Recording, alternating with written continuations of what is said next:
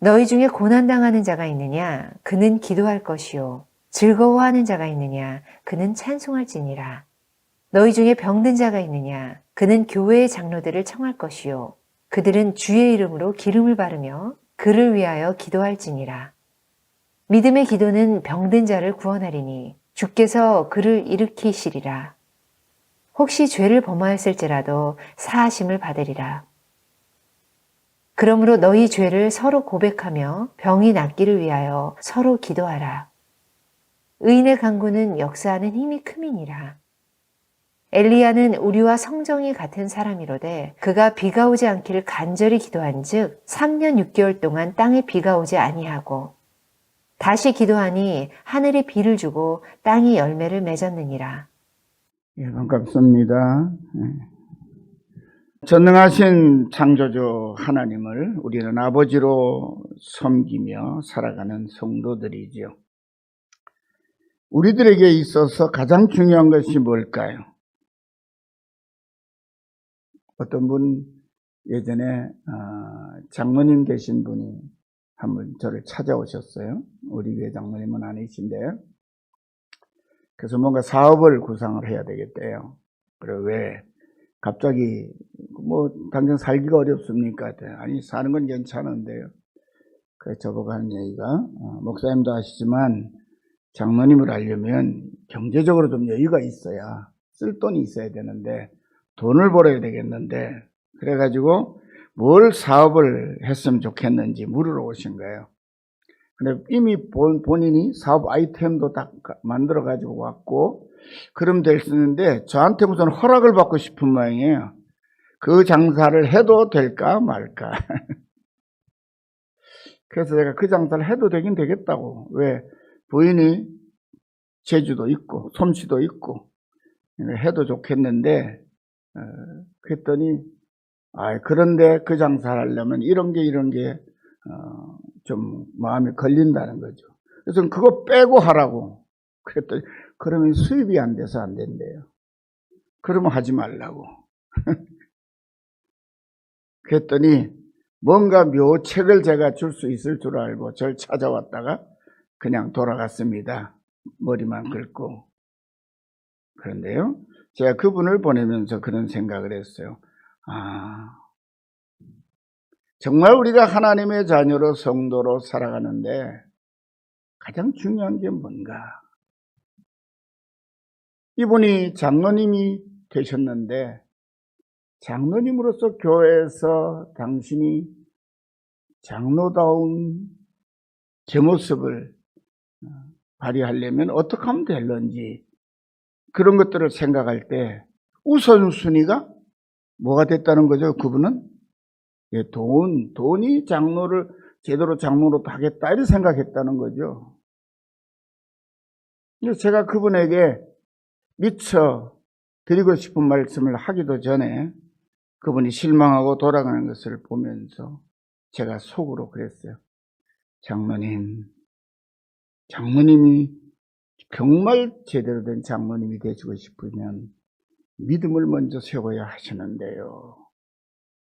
그 얘기를 말씀드리기 전에 그분은 아쉬운 마음을 가지고 돌아가셨습니다. 여러분, 바울 사도는 로마서 14장 23절에 이렇게 말씀하고 있어요. 믿음으로 조차 하지 아니하는 모든 것이 죄니라. 우리가 성도란 말은 모든 것보다 우선순위가 어디에 있다? 우리를 구원하신 하나님을 향한 믿음을 전제로 하고 살아야 된다는 거예요. 예전에 제가 부교육자 생활을 할 때에 제가 나이 든 부교육자 되니까 교회 집사님들이나 이런 분들이 신앙상담, 인생상담, 고민상담들을 많이 하러 오셨어요. 그런데 저에게 신앙상담을 자주 하시던 집사님 한 분이 어느 해인가 남편이 실직을 하셨어요. 근데 실직하시고 한 달이 안 돼서 이분이 건강검진을 받았는데 불치병이 발견된 거예요. 말하자면 난치병이에요. 불치병이라기보다. 가장이 직장을 잃었는데 난치병을 얻었어요. 그런데 그게 가을이었어요. 딸이 하나 공부 잘하는 딸이 있었는데 수능 시험을 엉망진창을 만들어버린 거예요. 그러니까 이 애가 시험 실패했다고 가출을 해버렸어요. 딸이. 그러니까 교인들도 막 걱정한 거예요, 그 집에. 그래서 제가 주일날 그분을 만났는데 다 예배 마치고 돌아간 시간에 제가 그랬죠. 집사님, 힘드시지요? 제가 위로를 드리려니까 이분이 저에게 뭐라고 대답했는지 아세요? 전사님, 힘은 좀 들긴 드네요. 그런데요, 하나님이 저에게 기도 그동안 할 때 기도 많이 하라고, 기도 열심히 하라고 이런 어려움을 주신 것이니까 이제 제가 할 일은 믿고 기도할 수밖에요. 전사님 기도해 주세요. 제가 위로했던 제가 부끄러웠어요. 나는 얼마나 힘들까 걱정하고 있는데 그분은 지금이 나에게 하나님께서 하나님을 믿고 기도하라고 하시는가 보다. 그리고 기도하겠다고 마음을 단단히 먹고 있는 거예요. 여러분 놀랍게도요. 그분의 병은, 남편의 병은 빠르게 회복되어 갔고 또 1년이 채 지나지 않아서 다시 직장을 얻게 되었고 가출했던 딸도 한 보름쯤 속썩이고 나서 다시 재수해서 괜찮은 대학에 들어간 것으로 연락을 받았습니다. 여러분, 우리는 믿음이 얼마나 힘을 가지고 있을까? 그 믿음에 대한 확신이 없을 때가 참 많아요. 그런데 우리 그리스도인의 삶은 시작부터 끝까지 믿음으로 이어져 가고 있는 것입니다. 우리가 그 믿음에 대하여, 내 자신의 믿음에 대하여 의심이 들고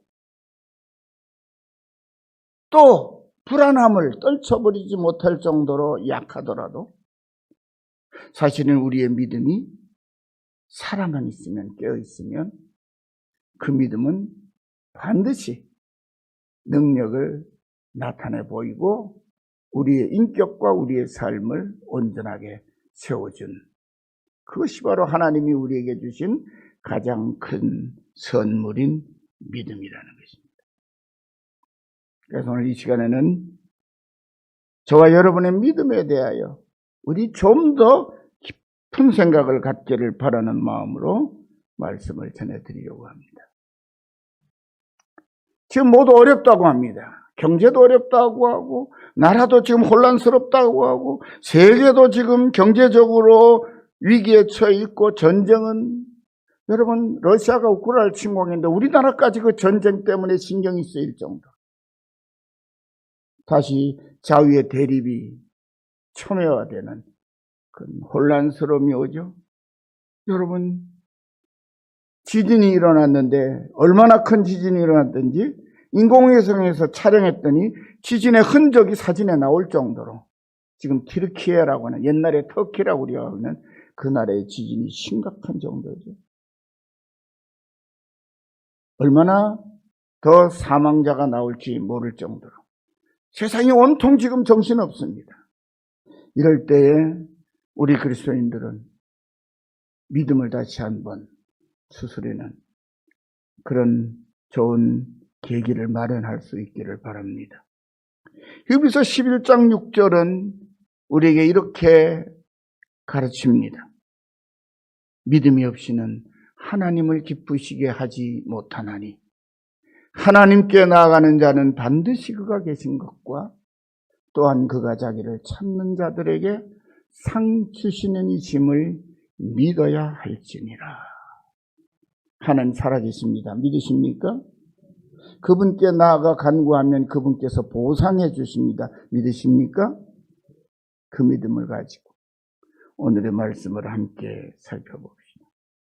그리스도인은 마음과 생각의 중심에 믿음이 살아야 있어야 하고 또한 우리의 말과 행동도 반드시 믿음을 따라야 합니다. 그렇다면 믿음이 없는 우리의 기도와 예배는 상상조차 할 수 없는 것입니다.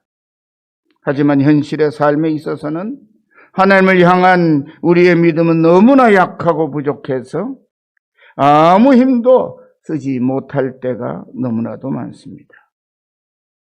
그런데 하나님이 우리에게 주신 최고의 선물인 믿음은 이미 말씀드린 대로 그 실체와 능력을 우리가 제대로 알고 있든지 모르고 있든지에 상관없이 우리 주변의 수많은 성도들의 삶 가운데 그 믿음의 힘과 능력을 오늘도 변함없이 발휘하고 있습니다. 미국의 정신과 의사협회에서 의사들을 상대로 조사하고 연구한 결과를 발표했는데 그걸 전해드리면 이런 내용입니다. 그 조사에 응한 연구의 대상이 됐던 의사의 99%의 의사들이 믿음이 치료에 도움을 준다고 응답을 했습니다. 몇 퍼센트가요? 99%. 무엇이? 믿음이 자신들의 치료에 도움을 준다고 응답을 했어요.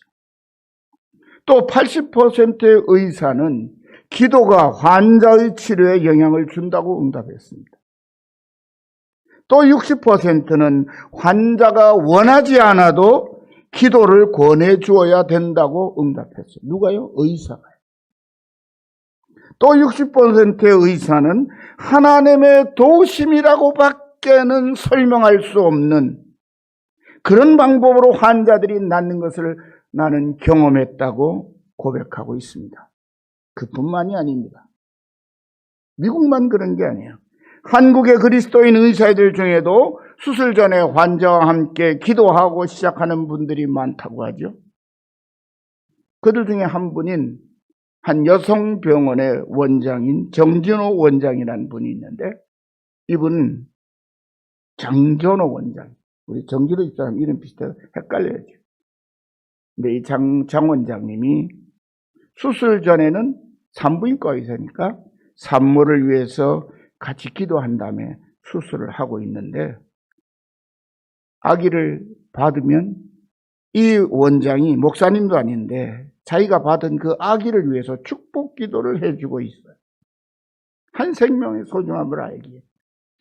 그리스도인이 아닌 사람이 자기에게 환자로 왔습니다. 다른 종교를 가졌거나 종교가 없는 산모들도 있는데 이렇게 말한다는 거예요. 수술 받기 전에. 제가 당신을 위해서 하나님께 기도해 주겠다고. 그러면 한 사람도 나는 절에 다녀요. 나는 예수 안 믿거든요. 그렇게 말한 사람이 없다는 거예요. 모든 사람이 다 예.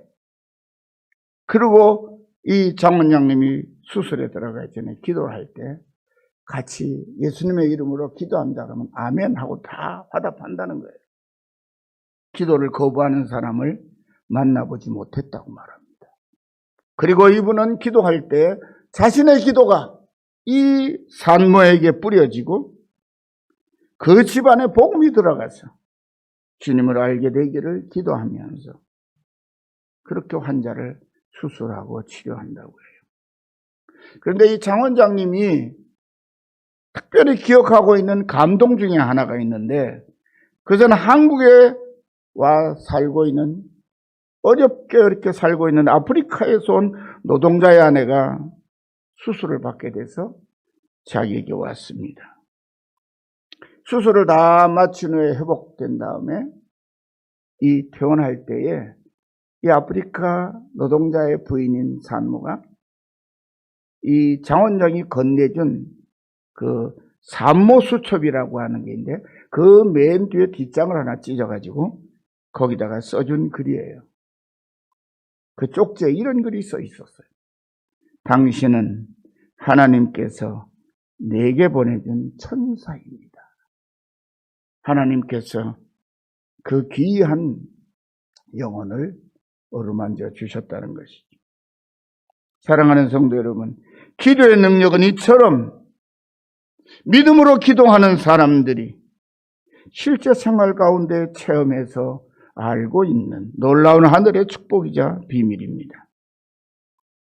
오늘 이 시간 같은 믿음으로 살아가는 우리 사랑하는 열린 가족 여러분 모두가 진실하고 간절한 믿음의 기도로 하나님의 능력을 여러분의 실제 삶 가운데 체험하시며 바로 그 믿음과 기도의 능력을 사랑하는 형제 자매 이웃들에게 아름답게 전하며 함께 은혜롭고 복되게 살아가는 귀한 그리스도인들이 되시기를 간절히 축원합니다.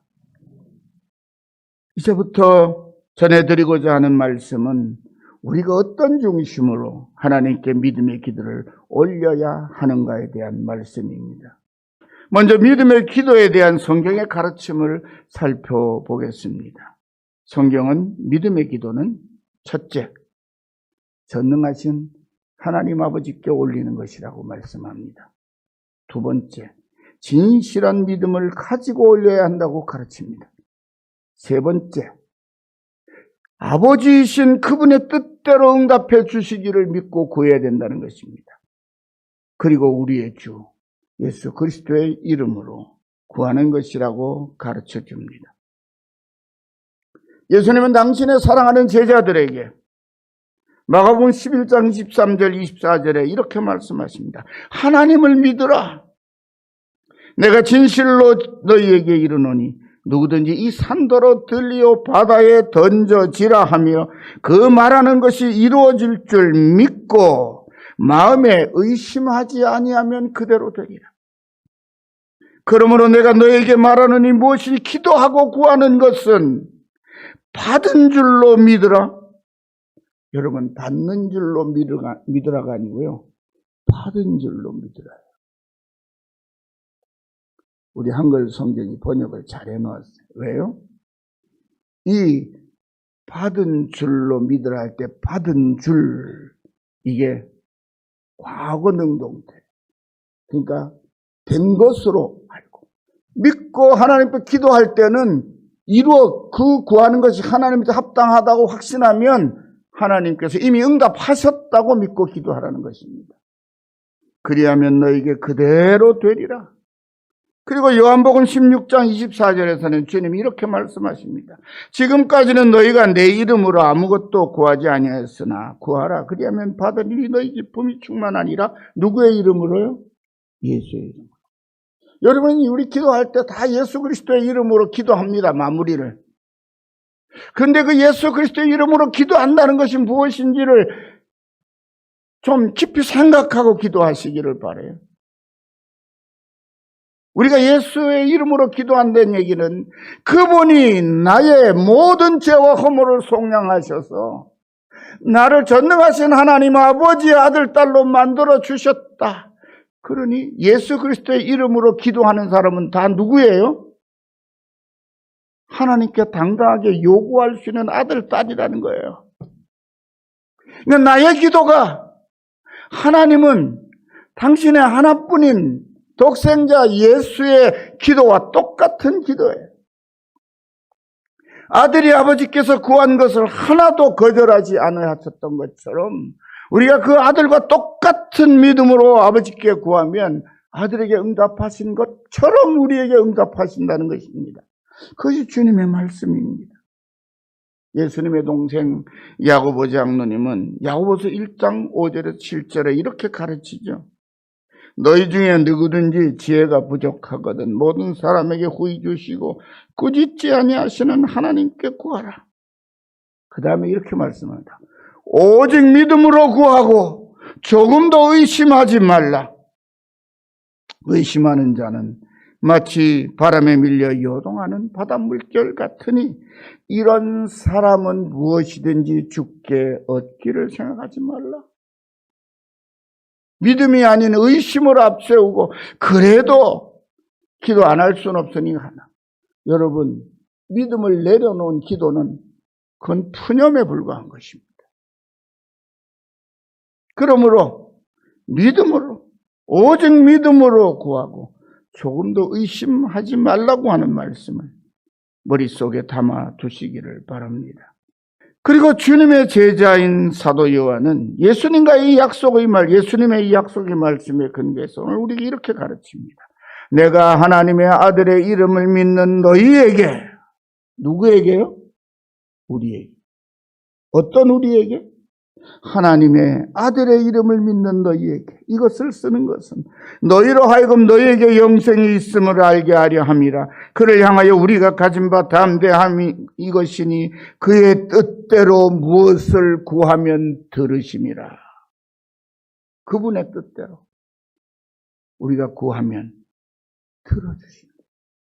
우리가 무엇이든지 구하는 바를 들으시는 줄을 안즉 우리가 그에게 구한 그것을 얻은 줄을 또한 안다.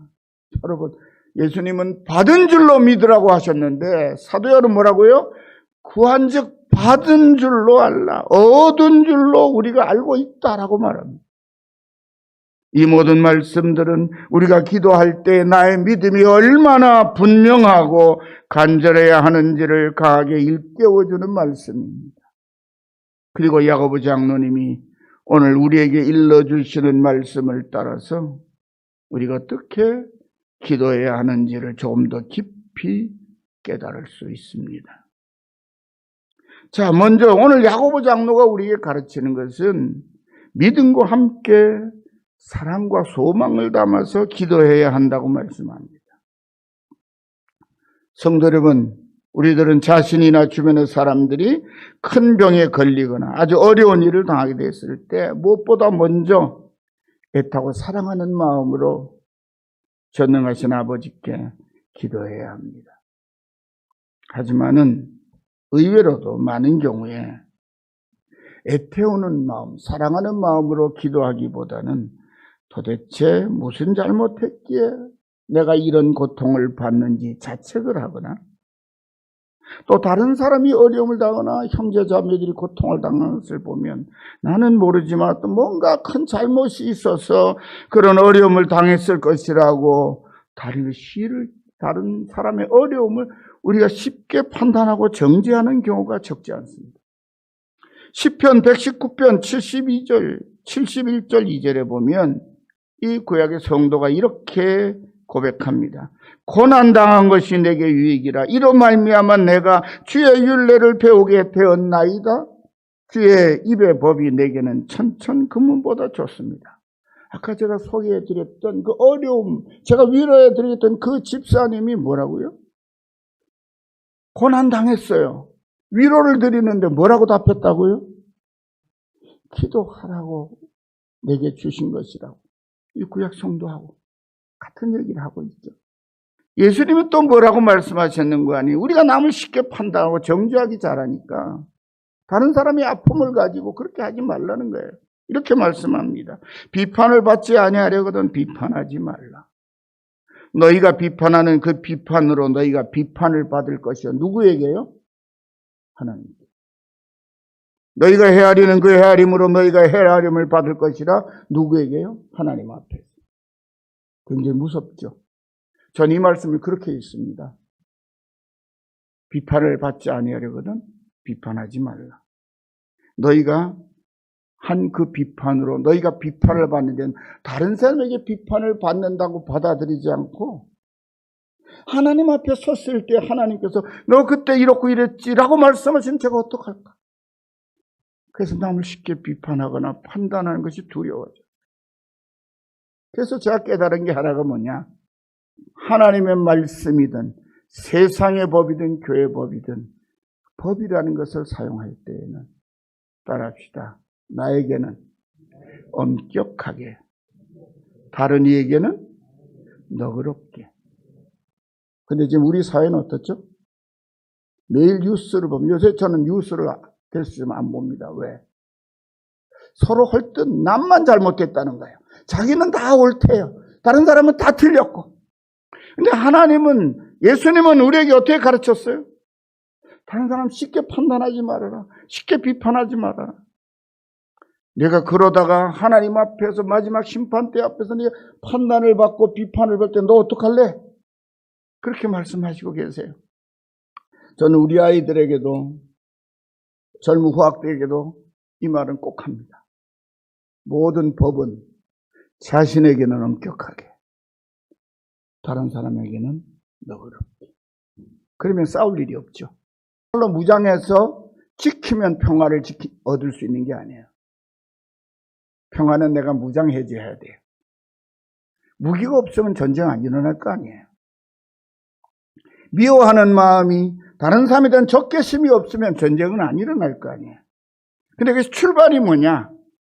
옳고 그름을 판단할 때 나는 엄격하게, 자신은 엄격하게 다스리고 다른 사람에겐 좀 너그럽게. 예수님 말씀합니다. 어찌하여 형제의 눈 속에 있는 티는 보고 내 눈 속에 있는 들보는 깨닫지 못하느냐. 보라, 내 눈 속에 들보가 있는데 어찌하여 형제에게 말하기를 나로 내 눈 속에 있는 티를 빼게 하라 하겠느냐. 오늘 본문 13절에서 야고보 장로님은 예수님의 동생이신데 이분이 이렇게 말합니다. 먼저 너희 중에 고난당하는 자가 있느냐 그는 기도할 것이요 즐거워하는 자가 있느냐 그는 찬송할지니라. 자신에 대해서 이 말씀 우리 그리스도인의 개인적인 삶 가운데 자기 자신을 위한 기도와 찬송이 얼마나 중요한 일인지를 일깨워주는 말씀이에요. 여러분, 기도 생활과 찬송하는 것을 일상화하십시오. 하루에 적어도 한 번 이상 찬송을 부르십시오. 식사기도 말고 적어도 하루에 한 번 이상 20-30분 정도는 하나님께 집중하고 기도하십시오. 저는 물론이거냐 여러분에게도 기도할 제목들은 넘쳐나고 넘쳐납니다. 그런데 우리는 그 기도할 제목들을 가지고 걱정하고 낑낑대지 하나님께 맡기고 기도하여 해결하려고 하는 아주 단순한 믿음의 모습을 보이지 않을 때가 너무 많습니다. 어떤 분은요, 저만 보면 기도에 부탁을 하는 분이 있어요. 예전에. 근데 정작 본인은 기도를 안 해. 그래서 제가 그랬어요. 나한테 기도를 부탁을 하려면 적어도 당신은 나에게 부탁한 것에 2배 내지 3배는 당신이 기도해야 될 거 아니야. 그랬더니 이분 대답이 더 걸작이에요. 그래도요, 하나님이 목사님 기도는 잘 들어주실 것 같고 내 기도는 안 들어주실 것 같아서 난 목사님한테 기도 부탁을 한대요. 참 이런 말씀은 뭐하지만 중도 제 머리 못 깎는다고. 그게 된 말입니까? 아니잖아요. 그렇죠? 오늘 13절 말씀의 14절에서는 너희 중에 병든 자가 있느냐. 이제 다른 사람을 향하여 말합니다. 그는 교회 장로들을 청할 것이요 그들은 주의 이름으로 기름을 바르며 그를 위하여 기도할지니라. 성도로부터 도움을 요청받았을 때 교회 장로도 어른들이, 믿음의 어른들이 고통을 받고 있는 형제 자매들을 돕는 아주 실제적이고 구체적인 길을 가르쳐주고 있죠. 우리 모두 이와 같은 구약 성도들의 고백, 예수님과 야고보 장로님, 사도 요한이 가르치는 말씀들을 통해서 우리 자신은 물론이거니와 다른 사람에게 대한 섣부른 판단이나 선입견은 내려놓고 오직 주님께 소망을 두고 형제와 이웃을 사랑하는 마음으로 믿음의 기도를 진실하게 올리는 기도자들이 되시기를 축원합니다. 야고보 장로님 두 번째 가르칩니다. 믿음의 기도에는 하나님의 능력이 함께 한다고 가르칩니다. 야고보 장로님 계속해서 우리가 믿음으로 올리는 기도에 하나님이 능력으로 함께 하신다고 말씀합니다. 15절에 믿음의 기도는 병든 자를 구원하리니 주께서 그를 일으키시리라. 혹시 죄를 범하였을지라도 사하심을 받으리라. 야고보 장로님의 이 말씀대로 우리가 올리는 믿음의 기도에 얼마나 큰 하나님의 능력이 함께 하는지를 우리가 안다면 우리의 기도는 더욱 믿음으로 충만하게 될 것입니다. 그런데 왜 그러지 못합니까? 믿음으로 간절하게 기도하지 않기 때문입니다. 먹어봐야 맛을 알지. 그런 광고가 있었죠. 어느 간장, 저희 어릴 때. 먹어봐야 맛을 안다고. 기도해서 그 기도의 능력이 어떠한지를 우리의 삶 가운데에서 몸소 경험해 봐야 믿음의 기도가 쉽게 터져나오는 것입니다.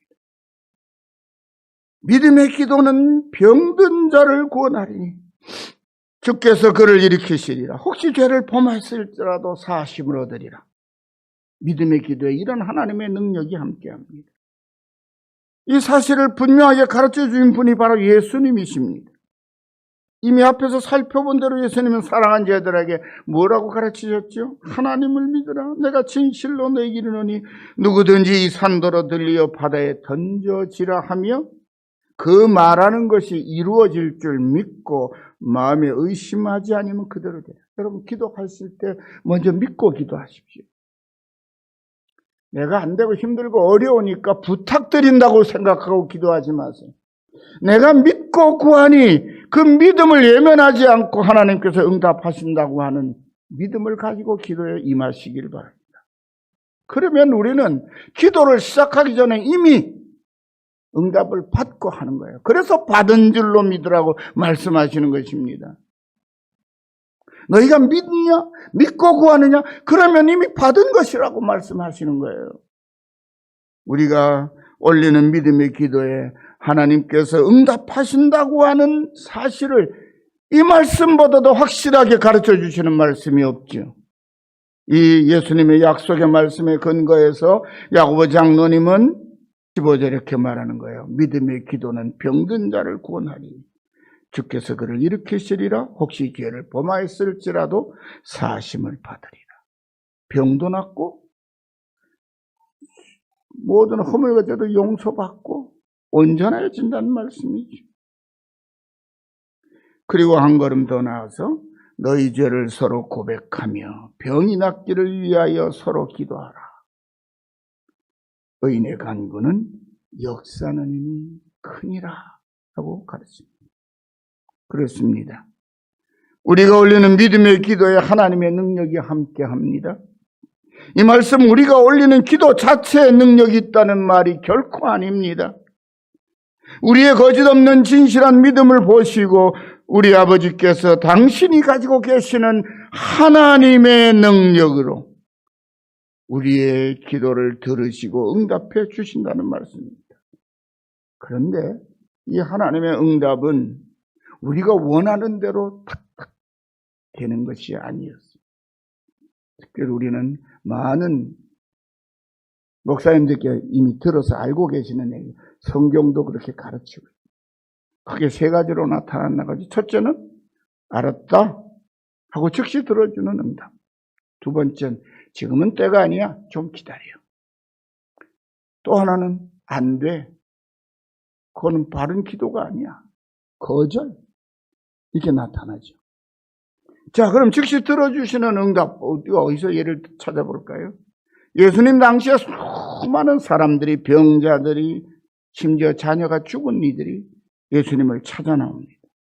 온갖 장애를 무릅쓰고 그 죽음의 절망을 무릅쓰고 주님께 나와서 도우심을 요청했을 때 예수님께서 그들의 믿음을 보시고 그들의 뭘 보시고요? 믿음을 보시고 뭐라고 말씀하시죠? 네 믿음대로 되어라. 여러분 우리가 기도할 때 우리의 기도를 들으시는 분이 누구시라고요? 전능하신 하나님이에요. 그런데 우리가 믿음을 갖지 않고 그분에게 기도한다는 게 가능한가요? 그분은 전능하신 분, 불꽃 같은 눈으로 우리의 심령 배부까지 살피시는 분인데 그분한테 믿음 없이 그냥 푸념을 늘어놓거나 한 번 혹시나 그거 될까요? 그런 것을 가리켜 하나님을 만홀히 여기는 자라고 말하고 하나님을 만홀히 여긴 자를 죄 없다 하지 아니하시리라고 성경은 말씀하고 있어요. 하나님 앞에서는 거짓을 품을 수가 없어요. 하나님 앞에서는 참 믿음을 가지고 구해야 돼요. 그래서 예수님께 찾아온 사람들은 믿음을 가지고 찾아왔어요. 그 믿음을 보시고 내 믿음대로 되라고 말씀하셔서 병마가 물러가고 죽은 자가 일어서고 새 사람이 됐죠. 여러분, 응답을 가장 빨리 받은 사람 이야기가 나오는데 그 어디죠? 예수님과 함께 십자가에 못 박혔던 강도 중에 우리가 흔히 우편 강도라고 말하는 그 강도잖아요. 오늘 밤 주여, 오늘 밤 당신의 나라에 임하실 때 나를 생각하소서. 나를 구원하소서도 아니고요. 나를 저는 감히 당신께 구원을 요청할 자격이 없는 흉악한 죄인입니다. 그러니 내 그런 죄가 크지만 내가 지금 당신을 향한 이 믿음이 어떤지 주님은 아시지 않습니까? 나를 생각해 주고. 그랬더니 주님께서 대번에 그 믿음을 아시고 뭐라고 말씀하셨어요? 오늘 밤 내가 나와 함께 낙원에 있으리라. 그리고 데려가셨어요. 성경에 기록되어 있는 모든 기도의 응답 중에 가장 빨리 받은 응답이 이 응답이죠. 주님이 아시는 그야말로 거짓없는 진실한 믿음에는 주님께서는 즉시 응답해 주신다는 거예요.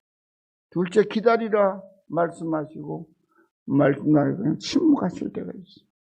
베드로 사도는 젊을 때 자신처럼 항상 조급한 유대인 성도들이 사랑하는 자들아, 죽게는 하루가 천년 같고 천년이 하루 같다는 이 한 가지를 잊지 말라. 주의 약속은 어떤 이들이 더디다고 생각하는 것이 더딘 것이 아니라 오직 주께서는 너희를 대하여 오래 참으사 아무도 멸망하지 않고 다 회개하게 이르기를 원하신다 말씀하셨습니다. 다시 말하면 회개하고 응답받을 준비가 될 때까지 기다려야 합니다. 빨리 받을 준비를 해야 된다는 거예요. 여러분, 주부가 밥을 잘 정성껏 마련해서 자식들에게 밥을 주려고 합니다. 그런데 아들 녀석이 배고프다고 급하다고 설거지통에 씻지도 않고 담아놓은 밥그릇 들고 와서 밥 주세요. 그러면 밥 주겠어요? 안 주겠어요? 그릇부터 씻고 오너라. 저희가 군대 생활할 때요, 요즘에도 그렇겠지만 식판 들고 가서 해서 옛날에 밥을 받아 먹었어요. 요즘엔 자기가 덜어 먹기 자유배식이랑 하지만 예전엔 쭉 시사병들이 밥을 퍼서 줘요. 국도 퍼주고 반찬도 집어주고. 그런데요, 한 번씩 시사반장이 딱 밖에 서 있어요. 밥 배식하는데. 왜? 식기를 깨끗하게 안 씻고 왔는지 검사하는 거예요. 검사. 왜? 위생검열 나왔거든요. 위에서. 그래가지고 손으로 이렇게 집어고 미끈하면 빠꾸. 죄송합니다. 빠꾸는 한 말 써서 돌아가. 뭐 하란 얘기예요? 다시 씻어가지고 와. 기름기 지난번에 밥 먹고 깨끗이 안 쓰는 거 그대로 들고 오다 배탈 나면 안 돼. 돌아가. 깨끗이 씻어가지고 와. 그 얘기거든요. 주님께서 우리에게 기다리라고 말씀하신 이유는 지금은 네가 구하는 것을 네가 받을 준비가 안 돼 있다. 네 속에는 여전히 죄악이, 내 속에는 여전히 의심이, 내 속에는 하나님과 교통할 수 있는 그런 문이 열려 있지 않으니 그거 해결하고 오라는 거예요. 우리를 애달게 하시는 것이 아닙니다. 이브리서 기자는 이렇게 말합니다. 우리는 긍휼하심을 받고 때를 따라 돕는 은혜를 얻기 위하여 은혜 보좌 앞에 담대히 나아갈 것입니다. 그렇습니다.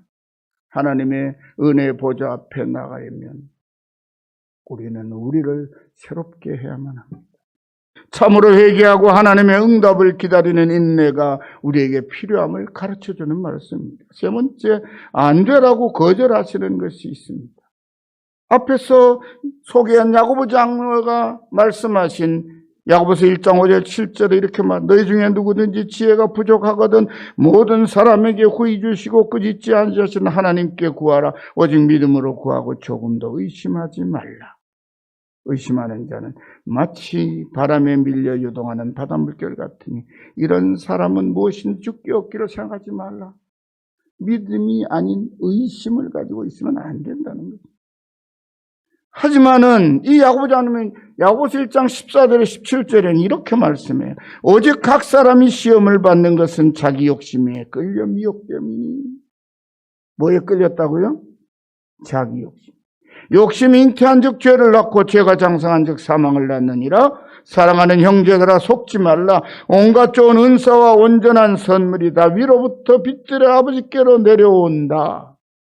아버지가 가지고 계신 것이 없어서 들어주실 형편이 안 돼서 안 들어주신다는 것이 아니라 우리가 믿음이 없거나 우리가 의심하거나 우리가 안에 죄악을 품고 있어서 받을 좀 안 돼 있으면 거절하신다는 거예요.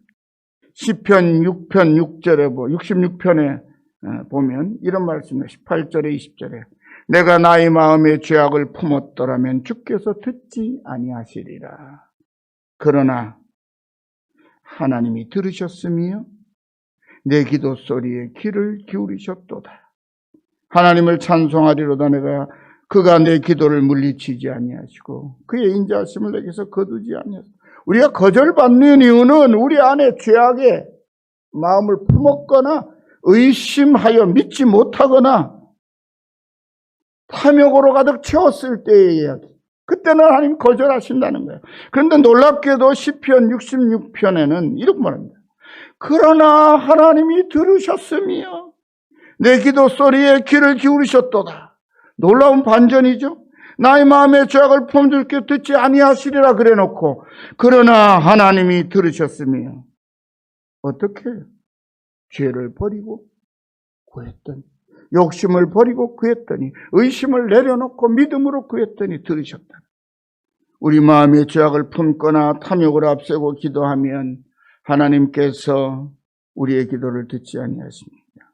우리 사랑하는 성도 여러분, 오랫동안 간절한 마음으로 기도하고 있는데 아직도 응답받지 못하신 기도 제목이 있으시다면 여러분 자신의 기도를 한번 깊이 살펴보시고 그 안에 욕심이나 의심이나 또 기도하면서 우리가 그 일과 관련 죄악을 품고 있는지 살펴보시고 회개하시고 탐욕은 내려놓으시고 오직 믿음으로 기도에 집중하시기를 바랍니다. 그래서 하나님의 들어주심과 은혜롭고 복된 응답을 하루속히 받으시기를 간절한 마음으로 축원합니다. 자, 이제 그럼 기도의 능력 누구에게 나타나느냐? 누구에게든지 나타난다는 것입니다. 어느 집사님 그랬다죠? 제가 말씀드렸죠? 목사님 기도는 하나님이 더 잘 들어주실 거 아닙니까? 장로님 기도는, 권사님 기도는, 그러니 나는 기도 조금 하고 기도 부탁을 막 사람마다 붙들고 기도 부탁하는 분이 있어요. 정작 기도 부탁하느라고 자기는 기도 안 하고.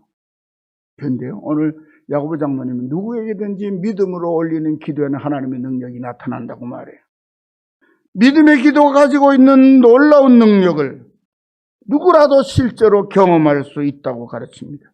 그리고 그 예로 드는 사람이 누구냐면 악한 왕 아합 시대에 북쪽 이스라엘 왕국의 선지자로 활동했던 엘리야 선지자의 기도를 소개합니다. 우리들의 잠자고 있던 심령들을 이렇게 일깨워줍니다. 엘리야는 우리와 성경이 같은 사람이다. 어떤 사람이라고요? 나와 성경이 똑같은 사람이에요. 엘리야가 특별한 사람 아니라는 거예요. 그가 비가 오지 않기를 간절히 기도한 즉 3년 6개월 동안 땅에 비가 오지 아니하고 다시 기도하니 하늘이 비를 주고 땅이 열매를 맺었느니.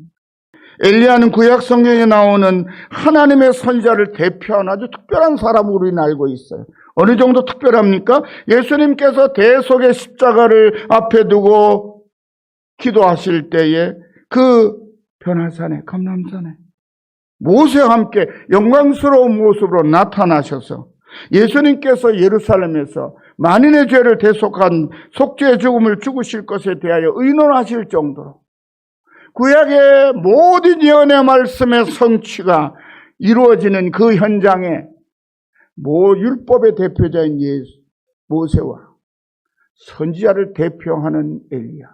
구약의 모든 선지자의 대표자가 누구예요? 엘리야로 참여할 정도 특별한 사람이에요. 하지만 야고보 장로는 뭐라고 말합니까? 바로 그 선지자 엘리야를 가리켜 우리와 성정이 똑같은 사람이라고 말씀합니다. 달리 말하면 엘리야는 하늘을 닫고 열 만한 능력이 있는 특별한 사람이 아니라 우리와 같은 보통의 사람이었을 뿐이라는 것입니다. 그런데 엘리야가 하나님께 간절히 기도한 적 3년 6개월 동안 하늘이 닫히고 다시 간절히 기도하니 하늘이 비를 주고 땅이 열매를 맺었다고 증언합니다.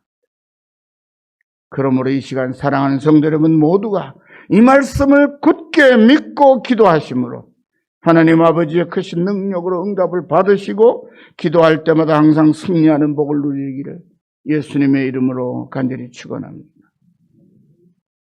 사랑하는 성도 여러분, 세상의 어느 공동체든지 모두가 함께 잘 사는 길은 진심을 담아 서로 나누는 것입니다. 특별히 교회를 함께 섬기는 우리 성도들, 서로를 위해 우리 성도들이 나눌 수 있는 것 중에 가장 귀한 것이 주님을 섬기는 형제 자매들 가운데 연약함에 쌓여 힘겨워하는 지체들을 위한 진실한 믿음의 기도, 그것이 우리를 하나가 되게 하는 아주 귀한 것들입니다.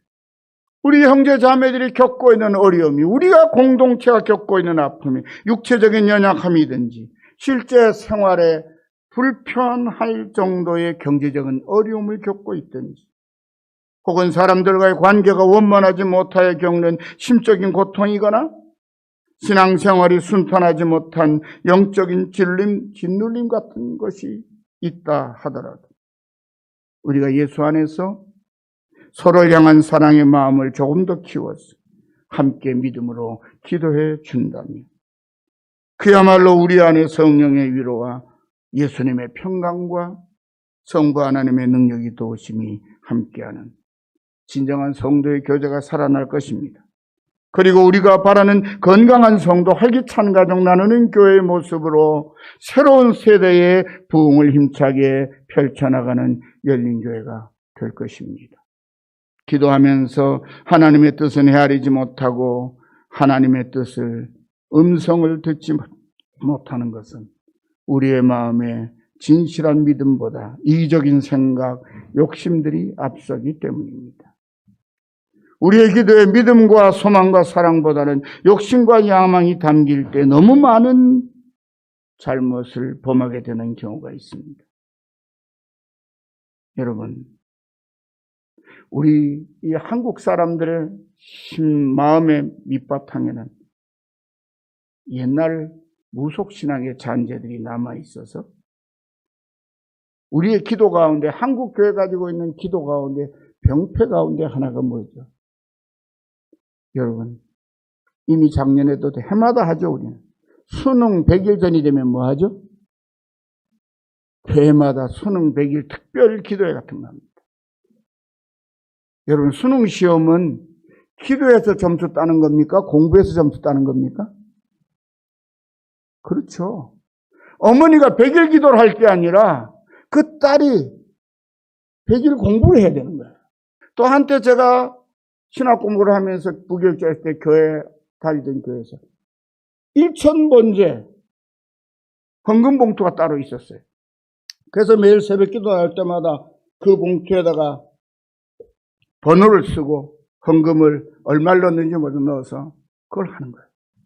또 어떤 목사님은 40일 금식 기도를 하시다가 그래도 응답이 안 되니까 한 번 더 하겠다가 사모님이 돌아가셨어요. 한국교회 이런 거 있죠. 40일 금식 기도하며 예수님처럼 되고 싶어하는 사람들, 목회자들, 유혹받는 분들 참 많아요. 자기 의지로. 그것은 어찌 보면 절에 가서 3000배 하는 거나 108배 하는 거나 이런 거 똑같은 거예요. 저는 어릴 적에 믿지 않는 우리 외할머니가 한겨울 되면 눈이 소복이 산 장독대 앞에 맨발로 서서 정한수 떠놓고 달림 보고 손 비비시는 걸 많이 본 사람이에요. 저 할머니가 저렇게 지성으로 하면 달림이 감동해가지고 외손주들 잘 되게 해주리라고 우리 할머니 믿고 구했었지요. 정작 그렇게 구한 기도는 할머니 생전에는 아무 효험도 없었고 우리 할머니는 나중에 예수 영접한 다음에 다행스럽게도 중풍으로 누워서 고생하시다 돌아가셨는데 그 할머니의 지극한 우리를 향한 사랑은 알겠어요. 그런데 잘못된 데 구하고 있는 거예요. 달한테 어쩌자는 거예요. 우리 하나님 앞에, 살아계신 하나님 앞에 그분께 우리가 기도하려면 우리는 진실한 믿음을 가져야 돼요. 이제 우리의 기도가 달라져야 합니다. 우리의 마음에서 자기 중심적인 생각들 그리고 탐욕들 이런 거 내려놓아야 합니다. 다른 사람에 대한 원망과 불평하는 마음들도 내려놓아야 합니다. 우리는 서로가 연약한 존재임을 인정하고 우리가 함께 믿음으로 하나님의 도우심이 필요하고 은혜가 필요하다는 사실을 인정한다면 우리의 기도는 좀 더 깊어지고 우리의 기도는 좀 더 진실한 믿음의 기도가 될 것입니다. 우리는 특별한 사람이 아닙니다. 우리 자신의 아무 능력도 없습니다. 그러나 하나님이 우리의 믿음을 보시고 우리가 정말 선하고 복된 소망을 가지고 하나님 앞에 구하면 당신의 능력으로 우리의 기도에 응답하시는 아버지십니다. 그래서 2023년도에는 그런 기도를 올리시기를 부탁드리려고 합니다. 믿음의 기도를 올리십시오. 그냥 형식적인 기도나 모양의 기도가 아니라 다른 사람이 보기에 기도하는 것 같은 그런 기도가 아니라 하나님이 보시기에 그래 너 왔니? 그래도 또 뭐가? 그렇잖아요. 손주가 하루는 제게 그래요. 할아버지 안 달라붙던 녀석이 할아버지한테 달라붙어서 할아버지 팔을 끌면서 무릎에 앉아가지고 할아버지 그래서 제가 그랬죠. 그 아이가 할아버지를 안 부르더니 부를 때 뭘 느껴요? 이 녀석이 뭔가 필요한 게 있구나. 지금 나한테 부탁하려고 그런 거지. 그래서 내가 등을 톡톡 대면서 그래 할아버지한테 너 부탁할 게 있어서 그러지? 그랬더니 예. 그러고 이 녀석이 하나만 할아버지 크리스마스 때 못 왔는데요. 크리스마스 선물 하나 사주시면 안 돼요? 여러분 그걸 어떻게 거절합니까? 얘는 이미 뭐예요? 할아버지 부를 때 크리스마스 선물 받아놓은 걸로 알고 지금 할아버지한테 내가 이렇게 하면 될 거야. 확신을 가지고 온 거예요. 확신을 가지고. 우리의 중심에, 저와 여러분의 중심에 하나님이 보시기에 그래 알았다 하실 정도의 믿음을 우리가 가지고 기도하는, 그래서 여러분 개인적으로나 여러분의 가정적으로나 함께 섬인 이 교회가 그런 믿음의 기도를 통한 아름다운 결실들을 맺고 승리해 나아가는 귀한 한 해가 되시기를 간절히 축원합니다. 기도합시다. 하나님 아버지 감사합니다. 저희들의 기도가 믿음으로 채워지게 해 주시옵소서. 저희들의 약함 때문에 의심하고 저희들의 신실하지 못함 때문에 염치 없어 구하지 못한 적도 많이 있사오니, 그러나 우리는 예수 그리스도의 피로 값주고 사신 하나님의 아들, 딸인 것, 아버지께서 우리를 살리시고 당신의 아들, 딸 삼으시려고 독생자 예수 그리스도를 대신 희생하셨다는 그 사랑을 믿는 믿음으로 하나님 앞에 기도하게 하시고 간구하게 하시고 순종하게 하옵소서. 우리 열린교회가 서로를 향한 기도와 또 하나님께 올리는 믿음의 기도가 채워지고 채워져서 모두가 한 마음으로 기쁨으로 감사함으로 주께 영광을 돌리는 건강한 부흥의 세대를 열어가도록 인도해 주옵소서. 예수님의 이름으로 간절히 기도드리옵나이다. 아멘.